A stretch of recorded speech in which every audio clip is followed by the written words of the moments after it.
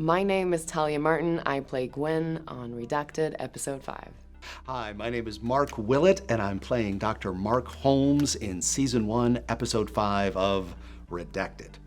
Hi, my name is Robbie Blue Rivas, and I'm the production designer on Redacted Episode 5. My name is Christopher Henley. I am the series producer for Redacted Season 1 and the director for Episode 5. Because of the genre that it's in, there's a lot of scientific language, a lot of scientific description of things, and it takes on its own life of that sort of language. You have to make that type of speech sound like it's something you talk about every day when you're talking about time dilation and all sorts of brain science and things like that. Since I don't, it's a little bit of a challenge sometimes to make that seem like it's just your normal, natural speech. I would say the biggest challenge of putting together this episode's, pretty much the whole art department stuff together is being true to the SCP fandom and making sure everything is very exact and the information is correct. So I did a lot of research through the SCP world, a lot of watching videos, a lot of reading articles and such. So it's pretty much that, wanting to keep that consistency with the fandom and wanting to do it justice. Logistically, Episode 5 was hard because we're moving around a lot. We have a really big, fun kind of Easter egg at the end of the episode that was kind of hard to set up, sourcing the proper, equipment for it, and then just like logistically making the studios feel like the foundation. That was a really key thing that the showrunners told me about, is like, we need to make Episode 5 feel like we are inside the foundation. So logistically, that pulling that off with all the symbols and the props and proper costumes, D-class personnel, the lab coats, the ID cards, like, it's a lot. It's it's, in a way, we have something to refer to, but in a lot of ways it's something we've never done before and nothing we can have like reference wise. So logistically, that can be pretty hard to tackle. I guess the logistical challenges would be sticking to the correct period. It is modern, but a little before modern times. So a lot of our props include like older generational stuff. So I have like old school walkie-talkies, seeing what I think the Foundation would use from the old times to now. So it goes from that to special phones that they would use and stuff like that. Well, as much of a fan as I have always been of sci-fi, I've never really done any of it before. So, I mean, it's a unique experience for my work in my career as an actor. I've done a lot of period pieces and classical theater, but I haven't really, as much of a fan as I've been of the sci-fi genre, this is my first chance to actually live in that world, and it's really exciting.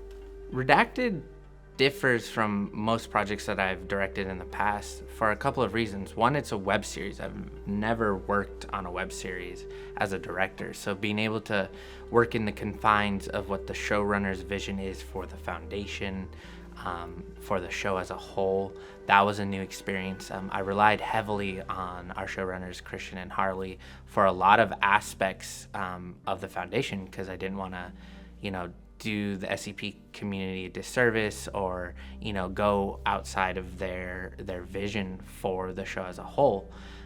So that was an interesting dynamic that I've never worked with before. It's been almost about 3 years since I've directed something this large in general. So difference-wise is like professional-wise, we've come a long way. Gear-wise, the size of the set, the amount of people, it's all very, very different than what I've done before, and I'm really proud of this team, both actors and crew, of how professional they've been. And that, as a director, that feels really good, that I can walk on set and just know everything's gonna get done and my vision's gonna come to life by all the hardworking people on set. I mean, as you do as an actor, you cast a wide net, and you submit yourself or get opportunities to audition for a lot of different things that your representation or yourself might think that you're right for. And I was really interested right off the bat because when I was reading the sides, the audition material for this, I I don't know if the best way to put it. I tend to play quite frequently, for lack of a better word, jerks in a suit. And this role, while perhaps not quite that, there are moments that kind of tend towards that. I'm not going to give away any spoilers or anything, but there are times where this character can be a little hard-nosed. And that is right in my wheelhouse. That is something that I'm pretty on point with. And so that element of the character attracted me right away. But then again, as I mentioned, being a huge fan of anything related to any kind of sci-fi or horror also, this seemed to be clearly something in that genre. And that anything that's sci-fi or horror or sci-fi horror, I want to be a part of. Once I was offered the role, I was so excited and didn't think twice. I'm really happy to be a part of this family. The thing that interested me in coming into the project the most is that this is very different from a lot of projects I've worked on. I've done a lot of comedy, a lot of drama. That's kind of what doing college films consists of a lot of the time. So this was a really interesting outreach of a world that I had never got to touch in, very sci-fi and different.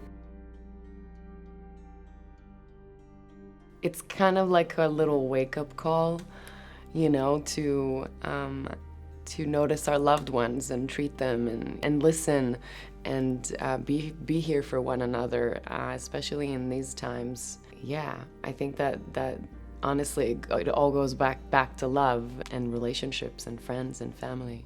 Well, that, of course, that is always something that good genre fiction, whether it's sci-fi or horror, the thing that elevates it to another level is that there's something else going on, as sort of out there as the given circumstances of the world or the story might be. The thing that elevates it to another level is when it communicates something to an audience that in the regular, everyday walkabout world, a lesson or a thesis that they can take with them and apply to their own lives. And I think in this episode specifically, when you're looking at Gwen's journey, you see how her perception of the world, her perception of everyone around her, shapes her own feelings about herself. And when you look outside of yourself for that sort of validation, it can sometimes send you on a not the most productive path. Honestly, the people, the crew, the cast, I as much as this is a super dark episode, we've been laughing all the time and just having a good time. I think that is so not taken for granted. I'm so excited. Oh, just the whole working environment that our director, Chris Henley, created. It's just been a very open and a free environment. It really helps us explore each scene in a different way. It's not like there's one set way that we got to get it this way and I don't want to see it this way or see it another way.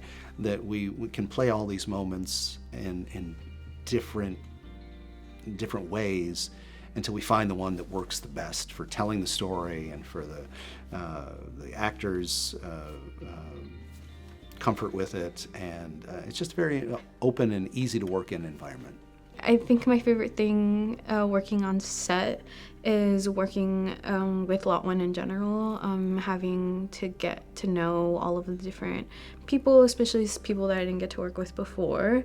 It's really nice to work with people who have a hard-working mindset and coming in to just create, especially with this kind of project is very indie. Coming in, we're actually here just because we want to make something, not because we're getting anything out of it. My favorite part about working on episode 5 on set was working with Talia. She's a joy. She was a lot of fun. Being able to just one-on-one work with an actor as a director is just really rewarding to see it come out the way that you envisioned it through an actor. And then also working with the DP, Christian, like he has come so far in his career as a DP that I'm really proud of him. We work really well together, being able to pull it off. So the aspects of working with the actor and the DP and figuring it out and making it look so good is really rewarding for me. Stay tuned.